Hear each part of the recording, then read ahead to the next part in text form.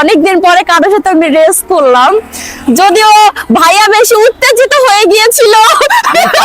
আমি পাতলা তো, আপু অনেক মোটা তো, এই জন্য আর কি টানে তাড়াতাড়ি তুলতে পারে না স্পিডে। আমি পাতলা তো, তাই পঙ্খিরাজের মতো চলে যাচ্ছিলাম। মোটেও তুমি আগে যাইতে পারো না, তুমি আমার পিছনেই ছিলা, বুঝছো? নিজেরা চিকন মনে করো, হিরো মনে করো না। যাই, মোটা হতে পারি কিন্তু জীবনটা ফাটাফাটি। চাই আমার একটা রেস্টুরেন্ট আছে, ওয়েট আপু। হ্যাঁ, তুমি মোটা হতে চাও? আমি মোটা হইছি কেমনে জানো? আমার রেস্টুরেন্টের খাবার অ্যাকচুয়ালি এত মজা যে রেগুলার খেতে খেতে আমি মোটা হয়ে গেছি। তাহলে চলো তোমাকে আমার রেস্টুরেন্টের খাবার টেস্ট করাই। ওকে চলেন, আমি মোটা হতে চাই সিরিয়াসলি।